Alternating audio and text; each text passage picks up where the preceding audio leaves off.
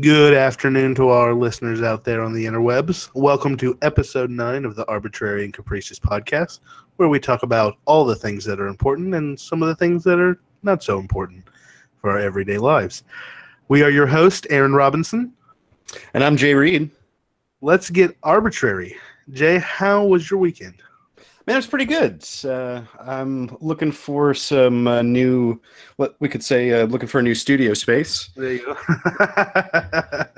And I think I might have found a couple that'll work for me. What about you? Well, I actually got to go see the Book of Mormon, which was fantastic. It's the second time I got to see it. And got to go to the Capitol down in Austin. Mm. It's always fun. I will say this, though. Nice and bureaucratic. Very bureaucratic. I always forget that, number one, that the Texas Capitol must be made of granite or something because it's not white. It's one of those things where I always have to remember that. I'm like, oh, yeah. It's pink granite. Yeah, it's pink granite. And number two, I thought it was interesting that we have one of those Confederate statues built in the 1900s right in front of the Capitol, of a Confederate general riding a horse looking down on all the people. Awesome. I was like, wow, this is one of the statues that like everyone's so upset about. So Do you remember who it was? I honestly didn't read. I just looked and saw when it was built. All right. Fair enough. And I think it was built by like the Daughters of the American Revolution. No, we're not. Daughters of the Confederacy or whatever it is. So it hits all the key points to be a controversial Confederate statue. Lovely. Yeah. But I will say this, the tour at the Capitol, a little underwhelming. Like when you have 70 people who are trying to hear the tour and your tour guide is shouting and no one can hear them. Yeah, that sucks. You got to have some type of amplification. Like ultimately we just bailed because we couldn't hear anything. Yeah, that sucks. So also they only really talked about like the artwork in the Capitol. They were like, oh, this painting is of so-and-so. And I swear to you, the statue of Sam Houston at the entrance of the Capitol does not look like Sam Houston at all. I have driven by that giant statue of Sam Houston off 45 down to in Huntsville. Yeah, in Huntsville. I've driven by it tons of times. I know what his face looks like. They like chose some random Italian guy, and they were like, "You're now Sam Houston." That's what this was. It looked like Caesar. It looked like a Roman soldier or something. Yikes. But it was a lot of fun. Not a good weekend. You didn't go see the Supreme Court and the other Supreme Court? I did not go to the Texas Supreme Court, and the Criminal Court of Appeals, our divided Supreme Court here in Texas. We thought about it, but Book of Mormon was a little bit more appealing. Yeah, I can see that. Plus, it was only showing or being put on this weekend, and Texas Supreme Court is not going anywhere. Which theater did you see it in? The Bass Concert Hall. Okay. It's like right there by the law school. Interesting. Okay. Yeah, we actually walked right by the sign that said the University of Texas Law School. So I was like, oh, here's the law school. Nice. Well, you got any old news?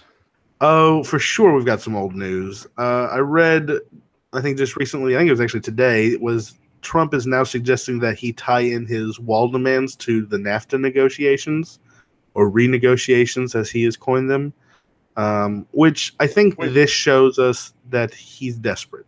Like tie in how? Like what does that mean? Well, so he's been saying since he began running that he was going to renegotiate NAFTA. Oh, yeah. And I think now he's going to try and say that, okay, any continued United States activity with NAFTA or in participation in it is going to require Mexico to pay for the wall, which obviously is going to blow up NAFTA. Come on, man. I mean, like, how else do you negotiate? What are you trying to get out of NAFTA? NAFTA is a free trade agreement with two of our border mates. And how do you renegotiate? How do you, other than just say, okay, we want you to pay for this or we're not going to play? I guess so. Like, have you ever gone to a developing country and had to haggle with somebody over a product? Yeah, I like how you use developing country. I've been to Mexico and I've haggled with people over things. Yeah, so I guess, are you saying that this is just like Trump's sort of lowball offer where you walk up and you say, I'll give you $1 for that? Well, my thing is, if I'm Mexico and Canada, why even renegotiate? You know, there's no reason to renegotiate NAFTA for them, right? It's really just our bitching and complaining about immigration that's the issue. Well, sure, but can't we pull out of NAFTA? Like, can't we pull out of really anything? I guess we could, but wouldn't that require the Senate to ratify it? Because that would be us ending a treaty, wouldn't it? True. I don't know the specific terms of NAFTA, so I'd have to get back at you at some future old business. Well, we'll have to talk about it again, but I did see that he wants to try and tie in the wall somehow to the renegotiation.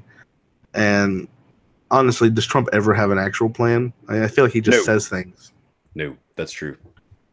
So, what about you? Any old news? Well, to take it back to South America real fast, there was a little bit more revelations from the Odebrecht ongoing scandal, that Brazilian construction firm we've been talking about. It's been revealed that they were so corrupt that they had a department of bribes.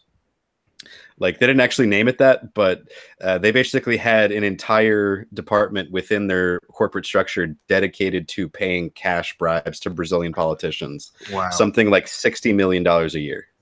I'm sorry, $600 million a year. Oh my gosh. Yeah.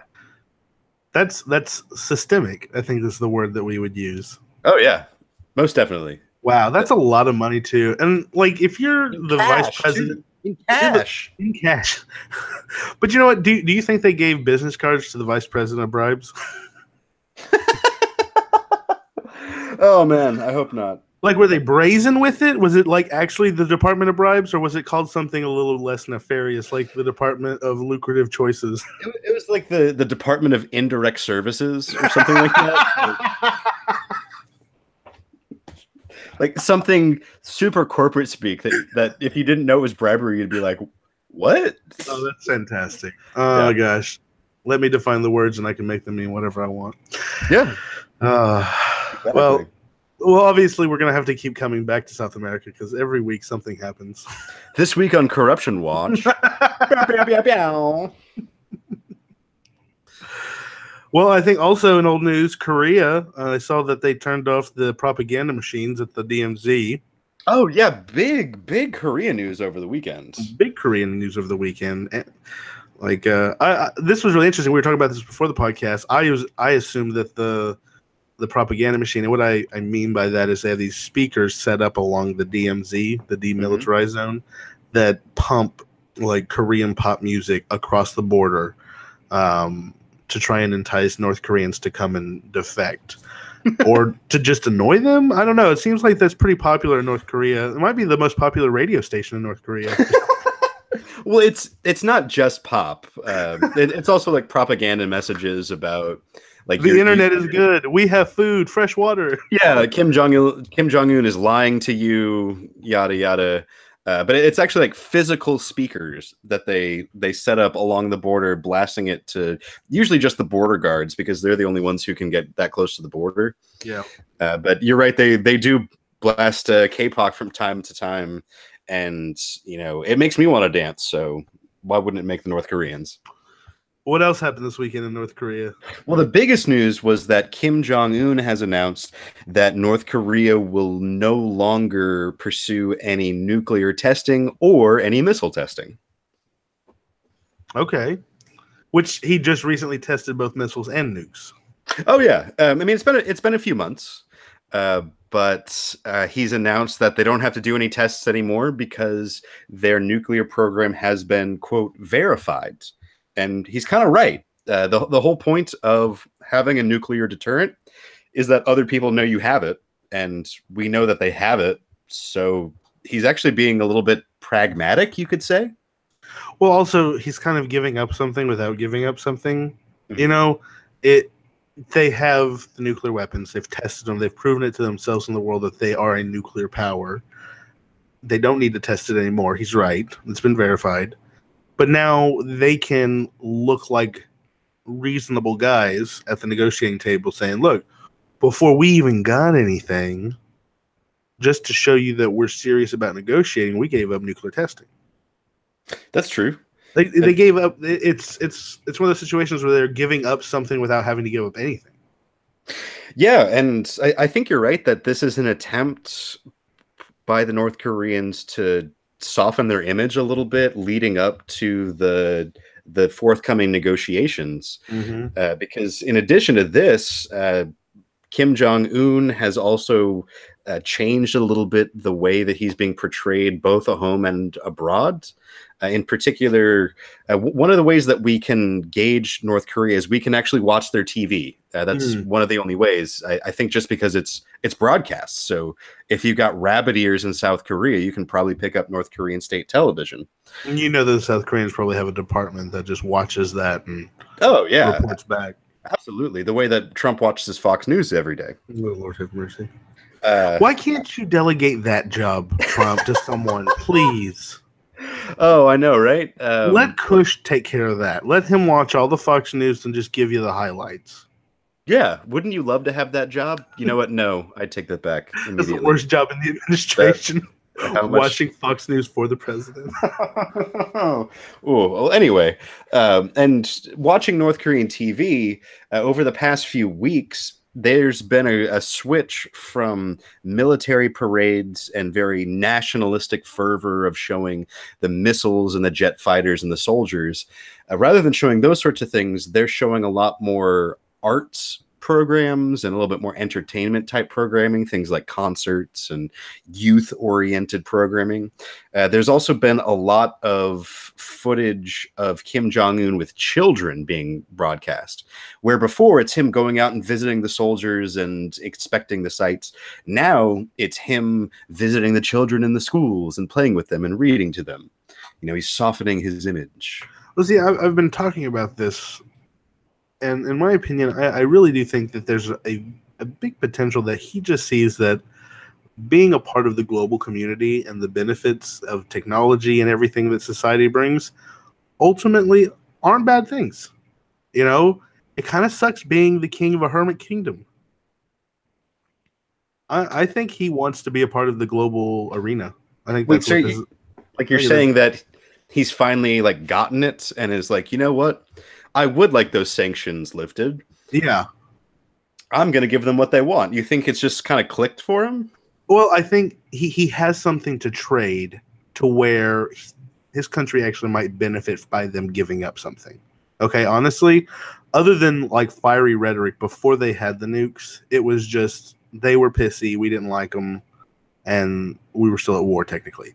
And you know what? This actually reminds me of some old news in that our old buddy Mike Pompeo went on a surprise visit to North Korea and met with Kim Jong-un. Also true. And it brings up other old news, the fact that Rand Paul flipped and is now voting to confirm him to be our Secretary of State. Lost all non-existent respect I had for Rand Paul. But anyways... Right. Coming back to Korea. Well, to speak to the timing of this announcement, it's pretty savvy by the North Koreans, given that I think it's this week or it might be next week. Within the next couple of weeks, Kim Jong-un is going to have meetings with the South Korean president as sort of a preliminary meeting leading up to a summit with the Trumpinator in June. Now, I heard a concern that, and I might butcher this, is it Abe? Was that the Prime Minister of Japan? Yeah, Abe. Abe. He is concerned that Trump is going to cut Japan out of the discussions with North Korea. I saw that pop up on one of the feeders this weekend. And so, honestly, we don't talk about Japan. And they honestly are in the strike zone just as much. I mean, maybe not just as much as South Korea. But, you know, whenever they launched those missiles last year, it went straight over like the northern part of Japan, didn't they? Yeah, I'm glad you bring that up. To sidebar to our sidebar to our sidebar. When I was in high school, I had a geography teacher who is, I think, now that I think back to it, he's like classic "Make America Great Again" guy. He was the guy who taught me the phrase "guns don't kill people, people kill people." Anyway, in reference to North Korea, I specifically remember him describing how crazy Kim Jong-il was by saying that, oh yeah, every once in a while, whenever he just feels like it, he sends a missile over Japan just to scare them. How crazy is that? Well, to research for the story today, I actually looked up whether or not North Korea had ever done that, and they have. They've done it twice, both of them in 2017. Wow, so he just made that up. He just made that up. That was fake news.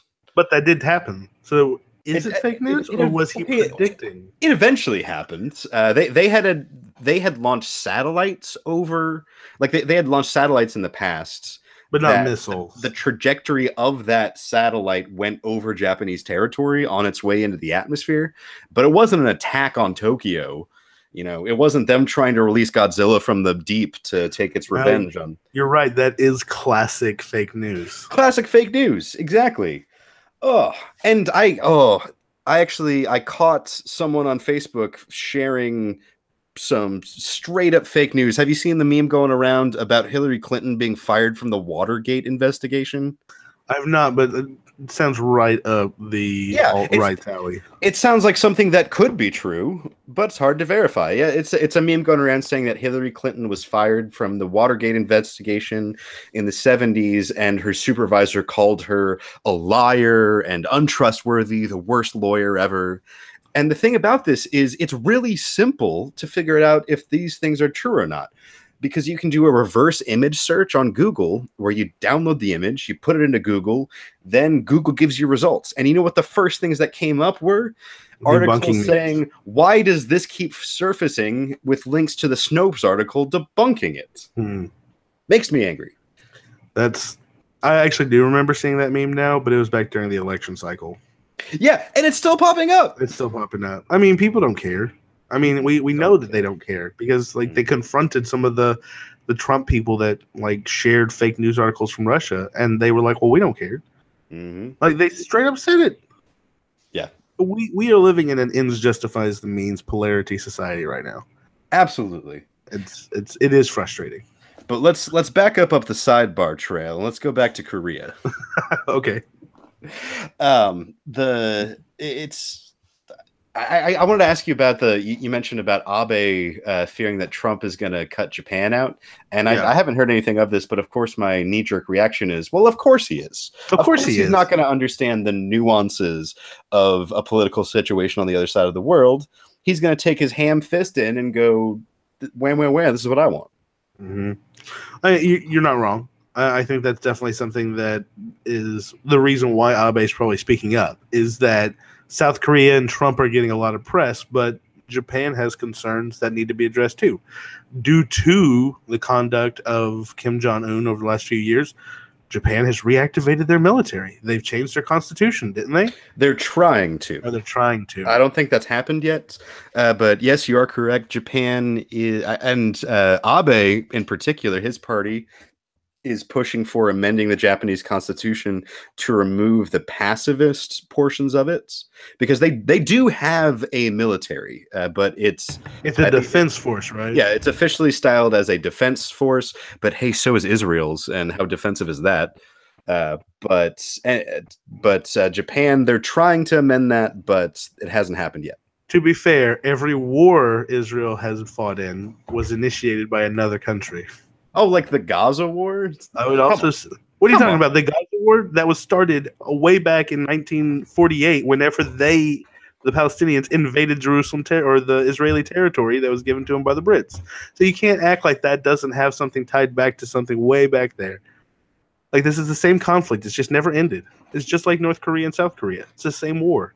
Agree to disagree. Agree to disagree. That's fine. But I wanted to talk about nuclear testing because it was big news every single time that North Korea did nuclear tests. It was international news, and it got me to thinking: well, are they the only ones doing it? What's going on here? So would it shock you to know that there really hasn't been any nuclear testing apart from North Korea since about 1992? It wouldn't really shock me. Like in my mind, like what? Who was the last country to get nukes? Pakistan or India, something like that? Well, I mean, North Korea. Outside of North Korea, obviously. I'm talking about back in the 90s. I think it'd be Pakistan in the early 90s. Pakistan and India.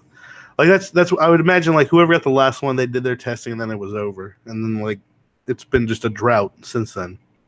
Yeah, pretty much. So to give you a quick overview of the story of the nuclear bomb, the United States, of course, was the first. We detonated a nuclear device in July of 1945 in the waning hours of the war. Then we, of course, used the nuclear bombs on Hiroshima and Nagasaki 3 weeks later. Which one was first? Hiroshima. Okay. So then the following summer, June 1946, the United States actually submitted what was known as the Baruch Plan to the United Nations Atomic Energy Commission. And what this plan called for was controls on nuclear energy to ensure that it was used for peaceful means. Because at this point, the US was the only country with nuclear capabilities at all. And what the plan called for was that the United States would give up its nuclear weapons technology in exchange for the rest of the world agreeing to not produce their own weapons and also agree to controls and inspections to ensure that they didn't develop their own weapons. There is no way in hell Congress would approve that. Sure, but most importantly, the Soviets didn't approve it. Because what the Soviets said was, okay, well, how about you give up your weapons first, and then we'll talk about controls and inspections. Which, yeah, that's not going to happen. Like, can you blame them? No, honestly, I could. I mean, they probably, the moment that bomb went off, were like, we have to have one of those. Yeah. I mean, if not earlier. Whenever they first heard about the test. Right. So that was June of 46. By August of 49, the Soviets detonated their first test device in what is current day Kazakhstan. At that point, we had been testing our devices first in the New Mexico desert because that's where the Manhattan Project was based. Then we moved our testing to the Marshall Islands in the South Pacific, as well as another test site in Nevada. Now, wait, is the Marshall Islands where the Bikini Atoll is? Correct. And fun fact about the Marshall Islands, did you know that the Marshall Islands is an independent and sovereign state? However, they've basically contractually entered into the same agreement with us as like Puerto Rico or Guam. Okay. Well, protectorate type of situation. They're a voluntary protectorate. We provide them with defense and I suppose nominal foreign policy. And they also get access to U.S. social services. Oh, wow. Yeah, probably resources, food, trade. We probably have like a base over there. Yeah, a significant portion of their GDP is aid from the United States. Mm-hmm. But we're also talking about a country of 54,000 people. So, not that many. So like a suburb. Yeah, not even that. Not even that. So we did a lot of nuclear testing there up until 1962. There was actually one test in particular where it was a hydrogen bomb that actually ended up with the force from it was 3 times larger than they expected. Oh, wow. And they had to evacuate entire islands because of fallout. Oh, wow. Not only radiation, but also the dust that comes down from the bomb is radioactive and you can be burned by it falling on you. After that, the first test in New Mexico, the government had to buy something like 88 cows because they all had radiation burns. Mm. Well, I mean, that's that taking clause, the Fifth Amendment, doing its thing. Yeah, I mean, they bought it. They bought it. Well, before we move on, I want to bring up something because I love random weird facts, and for some reason I know this one, but I didn't know that the bikini, the swimsuit, is named after these islands, the Bikini Atoll. I just don't know why I didn't know that, but I was reading, and the guy who created the swimsuit, the bikini, he was a French designer, and he came up with it and he named it the bikini because he said it was going to drop an atom bomb on the American culture. And it was going to just change everything. And I think number one, he was right. But I thought that was interesting that that's where that name comes from. It's a reference to the nuclear bombs, the nuclear testing out there. Yeah, yeah, exactly. That it's not that people were wearing them on the island or anything. No, it's just a reference to the bikini's going to blow up society. Yeah, that whole like late 50s, early 60s period where the entire world was we were kind of half hopeful for the positive progress that atomic energy could bring, and half terrified that at any moment a bomb could drop on us and we'd all be dead. It's over.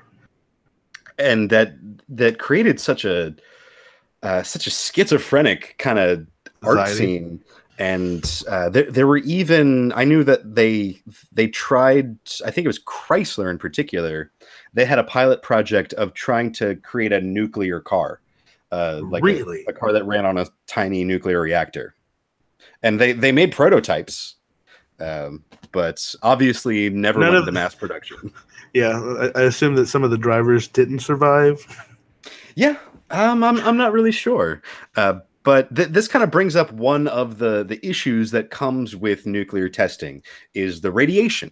Yeah. Because inevitably splitting an atom or fusing atoms is going to create radiation that is going to, it's not going to kill people immediately. It's going to cause damage. But it's going to cause damage to the environment. It's going to cause increased instances of things like cancer. I mean, there's also the radiation burns that we talked about before. Mm-hmm. Mutations, new diseases, alterations to the, environmental area. Just think of Fukushima, think of Chernobyl. Like these areas still, or at least Chernobyl, still not, habitable. I think it's going to be thousands of years before the area around Chernobyl is habitable again. Well, and also at Chernobyl, there's like this radioactive concrete lava that you can't even get near to do tests on it. It's so dangerous. And it's still like molten after all these years. So there's legitimate danger here. And so that's the reason why most nuclear testing is now done underground. Because when you test it above the ground, you have to try and control for so many different factors that you really can't control for. One of those being the weather. Because wind is unpredictable and you can try and schedule your tests for the most ideal conditions. But if the wind picks up and the wind shifts and it blows your fallout over a populated area, well, you've just given cancer to several thousand people. Yeah, there's nothing you can do about that. So now let me ask this question. So if you're doing nuclear tests underground, and you may not know this answer, but what about water tables and minerals and stuff like that? Like how contained is this radiation underground? Also, how does it affect like fault lines and things like that? Well, to bring back a segment we haven't seen in a couple of weeks, Jay talks out of his ass. To address your concern about the water, my understanding of water that we use to drink, the aquifers, the water table and such, that's all relatively close to the surface. Okay. And I think when they do this underground testing, like we're talking miles underneath the surface. Okay, I didn't know that. Yeah, so like we're talking like coal mine depths.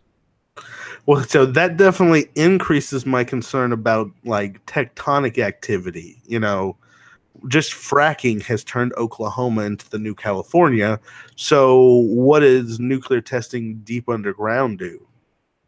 Well, I don't know if I would necessarily draw a connection between the nuclear testing and the fracking, but that to continue to talk out of my ass, it's because my understanding of the fracking problem is that the biggest factor is that they're injecting water into these cracks, which is kind of like lubricating them and allowing them to slip more, which causes the earthquakes. Okay, well, maybe that's true. I just think that you have that much force, energy being released. You're expecting the Earth to absorb the energy. It's got to go somewhere. Like the Earth is acting like a giant like cushion or a silencer. Like I don't know if you ever seen that movie. They put a pillow over a gun, they shoot, and makes it a silencer. Like that's kind of how I feel like. At some point, the pillow's going to give somewhere. And in the extremely realistic film Armageddon, they use a nuclear device to split open an asteroid. So why not the Earth's surface? Yeah. Now, okay, where are they doing these underground testings? Oh, so you said that. Well, let me ask this. We're not doing testing anymore since the 1990s, so this is not something that's like an ongoing thing. Correct. Outside of the tests in North Korea, but when we were still doing nuclear testing, which the United States was doing up until about 1992, we were doing them underground in Nevada. Okay. And now, you know, the Soviets, they used to use Kazakhstan, which is kind of their own Nevada. It's terrible. Is it though? It's funny. Well, what about this? What about North Korea? Were they doing it underground? Is that why we knew exactly what was going on? Yeah, they were doing it underground, and the way that we found out about it was through seismic monitors. Basically, geologists who are studying things like earthquakes, they've got sensors all around the world, and those sorts of things are going to cause waves throughout the Earth's surface that those instruments are going to pick up. So that's how we know whenever North Korea does a test before they come out and announce it. Okay, that's. I remember whenever they had their first like official nuclear test, and I remember like people were talking about it before they announced it. So that's interesting. Now, okay, this brings up another thing. I remember back when this was being talked about a few years ago, a website surfaced, and I'll find out the name of it for next time for old news or something. But essentially, you could choose any number of bombs throughout history, the bomb that was dropped on Hiroshima, the biggest bomb that Russia ever built, or the bomb that North Korea tested on any location in the United States, and you could see the blast range, the fallout range, and all that stuff. And when this happened, I was living in Denton, which is north of Dallas, kind of on like the outskirts. Like, for those of you who live in Dallas-Fort Worth area, you know, downtown's north of 35. We live south of 35. And I put the North Korean bomb on, like, straight up on downtown, on the courthouse. And when I looked at the map, the fallout, radiation fallout, not just the blast range, the fallout didn't even reach my house. The blast range didn't even reach 35. So are we kind of freaking out about nothing here? Like, I know that it's a nuclear weapon, and obviously you could always improve upon the technology, but this doesn't seem as terrifying as the way we are always depicting nuclear holocaust to be. Wait, so are you saying that because of the limited impact of such weapons, our policy towards North Korea should be essentially come at me, bro? No, I'm not saying that. But I am saying that we definitely have an addiction to fear-mongering in this country, and we latch onto every possible reason to build bigger bombs and everything else. And I'm just saying, I'm not saying that North Korea wouldn't use them, but we have so many weapons that could do far more damage. You know, think about like all the napalm we dropped all over Vietnam. Napalm's not even nuclear, and that was like massive amounts of damage. You know, when we firebombed Tokyo, that basically leveled the city. Yeah, some historians think that more people died in the conventional bombing of Tokyo than in the nuclear bombings of Hiroshima and Nagasaki. Exactly. Nobody banned firebombs. Well, I mean, they may have. I don't know if the Geneva Convention addresses that, but I think we have now. Like, I think we might have actually banned it before then, but then we just didn't GIF. Yeah. But yeah, I don't know. Well, but I'm not saying that we just ignore it or say come at me, bro, but I mean, if they have one nuclear bomb, it's not like they're going to wipe out America. Their rhetoric of wiping America off the face of the planet, that's not possible with what they have. It's never going to happen. So, like, I don't know how to say this, but why are we legitimizing them that much? Let me offer a counter argument that draws on people's hysteria. Okay, good. So try and put this into perspective. And this probably makes me a horrible person, but how many people died in 9/11? Like 3,000, 4,000? Yeah.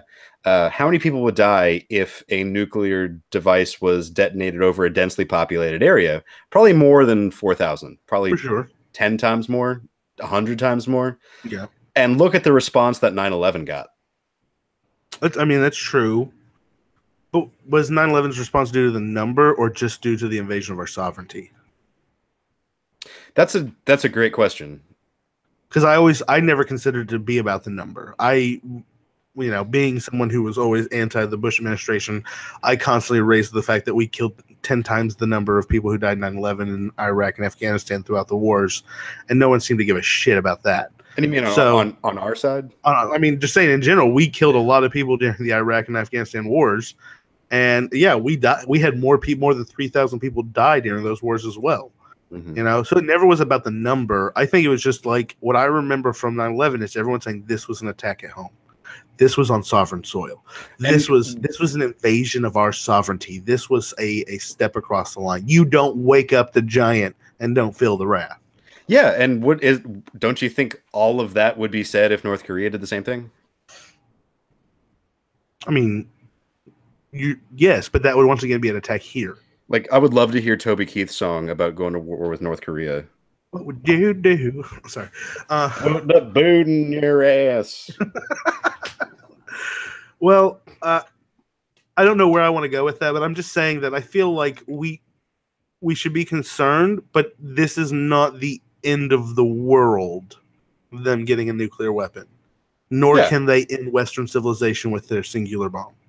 Exactly. Speaking of ending Western civilization with a singular bomb, we've done that ourselves, haven't we?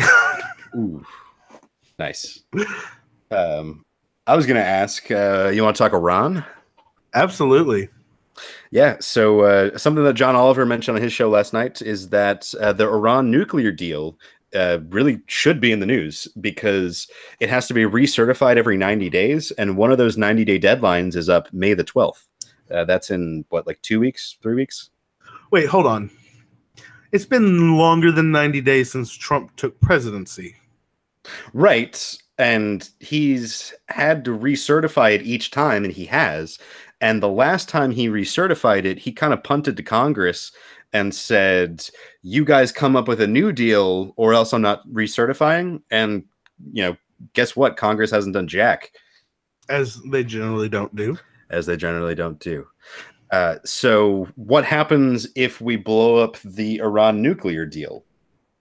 Well, I mean, we don't get that money back that we gave them. Sure. We get to reimpose sanctions, though. Wah, wah, wah, wah. Well, the question is anyone else going to reimpose those sanctions? No, I mean, no. Sanctions only work when everyone imposes them. Yeah, exactly. Also, what I do know about the oil and gas industry is that a lot of the oil and gas that is sold on the international market is bought by third-party vendors and then sold to someone else and then sold to someone else. So Iranian oil, Venezuelan oil, things like that can make it to the United States even though there are sanctions and embargoes and things like that due to just how the system works. So, I mean, how effective is it? Oh, God. Trump is an idiot. Yeah. Yeah. His whole argument is that the big problem with this deal is that it has a deadline or it has an end date, which is about 10 to 15 years from now, depending on the clause of the contract. So let's end it earlier. Yeah. So let's just end it now. That's exactly what John Oliver said. He was like, if we keep the deal, there is not a practical way that Iran can build a bomb for 10 years. If we blow up the deal now, that drops to 0 years. Tomorrow. 0 is less than 10. Yeah. I mean, it's not like Iran and North Korea are allies or anything, and they can't talk or teach each other how to make bombs. Exactly. So if we renege on this deal that we made 3 years ago with Iran, why would North Korea trust us? Yeah, why? Okay, that's a great point. I didn't even think about that. Why would North Korea trust us to uphold our deal if the deal maker can't even uphold a deal? Yeah, I wouldn't sign a deal with us if we go back on this. That doesn't make any sense. And plus, why wouldn't you use that as leverage in the negotiations? Say, well, look, we're going to need extra shit from America because they just reneged on their deal with Iran. Mm-hmm. And there's a good chance that they could do that to us if Trump wins another election. You know, he starts getting bad in the polls. It's real easy to beat up on North Korea. Mm-hmm. So, I mean, easy target. This is why he's not a good negotiator. It's because he doesn't think of all the different things that can affect the negotiations. Exactly. And apparently there has been an equal negative reaction from the hardliners in Iran against this deal, where they're saying, we gave up too much. How dare you? So there's that reaction on both sides, which kind of indicates that it might have been a good compromise. I mean, as Larry David said, a good compromise is when no one's happy. Exactly. It's the definition of a compromise. I think I sat in on a mediation with you where the mediator said that. I'm pretty sure, like, it goes everywhere. I mean, that Larry David nailed it with that quote. Yeah, it's absolutely true. You did. I remember that mediation. That was a terrible mediation. It really was. But do you want to talk some other intriguing nuclear topics? Well, I'm trying to think of other nuclear topics. I will say this. I find it interesting that the last countries to get it were like India and Pakistan. Like, didn't we give nuclear to a bunch of people right afterwards? Like, whenever the Russians got it, didn't we basically give it to Britain, France? We helped the British, we helped the French, and then the French helped others. Yeah. Would you be interested to know that there is, in fact, one nation that developed nuclear weapons and then voluntarily, sua sponte, gave them up? Okay, hold on. I'm gonna think it's either one of the Nordic countries or like Switzerland or something. Nope. Oh man, who is it? Not even close. Not even close. South Africa. Well, instantly, I think it was racially motivated. You would be right. Yeah, they didn't want the black population to get a hold of the nuclear weapons when they lost power. Well, yeah, that's kind of exactly why they dismantled. Oh gosh, that's terrible. They built them in the first place in the kind of 60s, 70s, 80s because at that time it was still apartheid. It was still the white minority was in charge and basically enslaving the black minority. And you got to think about. I'm sorry, majority, correct. You got to think about their geopolitical situation, where it's not like they had other white people on their border who are going to come to their aid. No, they were surrounded by hostile black people who were justifiably hostile. Yeah. There was also increasing. There was kind of some Cold War undertones where Angola was somehow a proxy for Cuba. Yeah, I know, right? So the South Africans developed nuclear weapons and then voluntarily dismantled in 1989. But to add some intrigue in here, there was a flash of light in 1979 picked up by an American satellite in the southern Pacific Ocean. I'm sorry, the southern Indian Ocean. And it's suspected that that was an unauthorized nuclear test held jointly by South Africa and Israel. Interesting. Mm-hmm. Because I know Israel got nuclear weapons at some point. I also assume the United States just gave them to them. But well, Israel has never confirmed nor denied its possession of nuclear weapons. Mm. It is actually, from what I was reading, it was the French who helped them out because they were one of the first countries to get Israel. Well, yeah, also, but Israel was one of the first countries to get a civilian nuclear reactor, which kind of in the way that we're afraid about Iran now, they just like secretly made bombs with. And it's double standard a little bit. Yeah. And it's estimated that Israel has somewhere between 80 and 400 nuclear weapons, which if they have 400, that would make them number 3 in nuclear weapons. I would not doubt it looking at BB. Oh, yeah. Not one iota. But there was also something else I came across, which was a Soviet program known as Nuclear Explosions for the National Economy. It was a program? Yeah, and we actually had an analogous program here in the U.S. known as Operation Plowshare. And basically what this was each government trying to find civilian applications for nuclear weapons.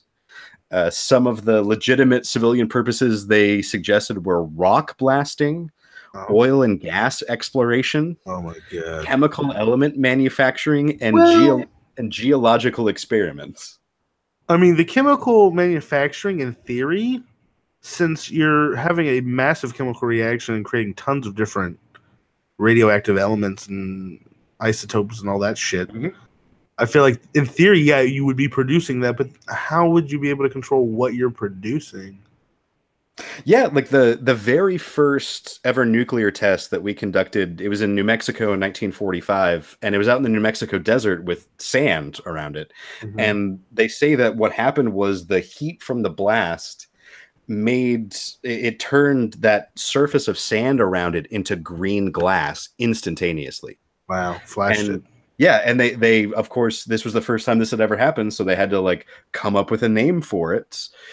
So like in a way, yes, like there is going to be scientific potential anytime you do something new. But like for example, the United States detonated a nuclear bomb just like out in the desert to try and figure out how big of a crater it would create. And they just made this massive crater 100 meters deep and 400 meters wide just to prove that they could. And that if any civilian company wanted to, that they could do the same. This was obviously crazy. Yeah. I mean, it's boys with their toys is what I think of. It's like, you know, people are just like, what can we do with this? You know, I mean, how long have we been blowing stuff up in the woods? Since there's been woods. And since we've had black powder. Thank you, Chinese. Yeah, exactly. But before we leave nuclear weapons, would you like to step into left-wing conspiracy corner? I'm always down for left-wing conspiracy corner. Also, sidebar. Yeah. What's the difference between a nuclear explosion and like a hydrogen bomb explosion? Do you know? Yeah. So basically your classic nuclear bomb is fission, while a hydrogen bomb is fusion. So the fission is separating apart the uranium molecule, and then the separating up of the molecule creates the energy, right? Right. And so then you're splitting the atom versus forcing two atoms together. And you're creating like hydrogen fusing together with more hydrogen creates helium. That's like the way our sun works. Correct. Okay, so a hydrogen bomb is like the technology of the sun, whereas the other one is you're splitting the atom. Okay, got it. Yes, and I'm sure any of the people who actually know how this works are screaming into their headphones right now. This is a layman description. Yes. Like adequate for a jury to understand the basics. All right, we're not scientists, nor do we purport to be. Of course not. But to step into conspiracy corner, have you ever heard of the Yekaterinburg fireball of November 2014? The Yekatering fireball bird of when? Yeah, I totally butchered that. Basically, there was a fireball above a Russian city in Siberia in November 2014. Just a massive explosion. Okay. And nobody can explain it. The Russian Ministry for Emergency Situations announced that it was an on-the-ground explosion. However, a local newspaper reported that nobody in the town actually they didn't hear anything. There was no sound. All they saw was this brilliant fireball in the sky. So what other possibilities could it be? What are some explanations? Well, you know, was it an asteroid? Was it a meteor? This same local newspaper also reported that there was a nearby observatory that recorded no abnormalities that day.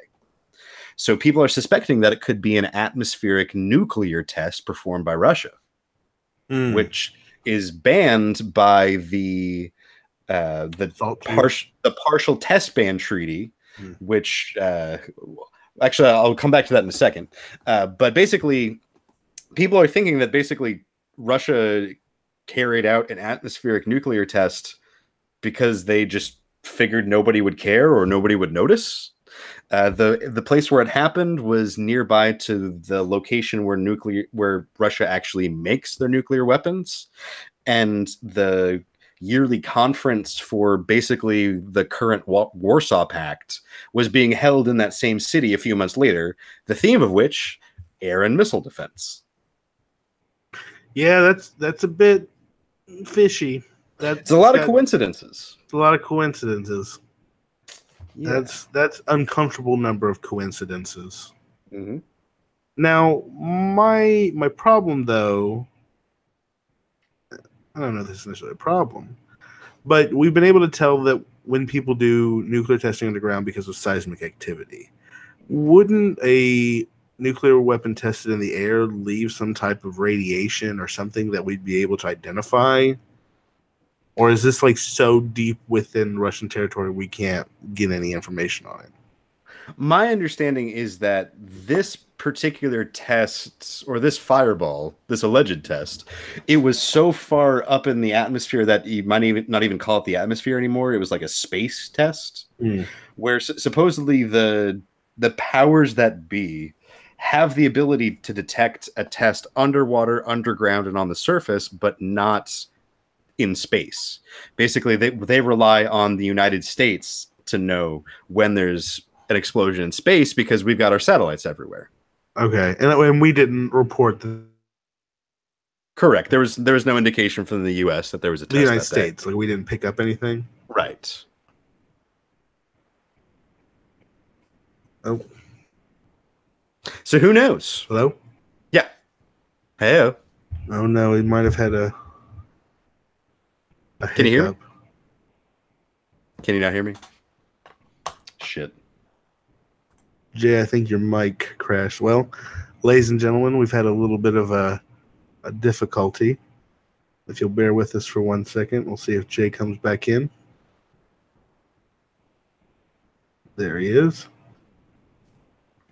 Hello, hello. All right. Well, it seems like we're having some difficulties. Stay tuned for part 2 of our podcast. Can anybody hear me?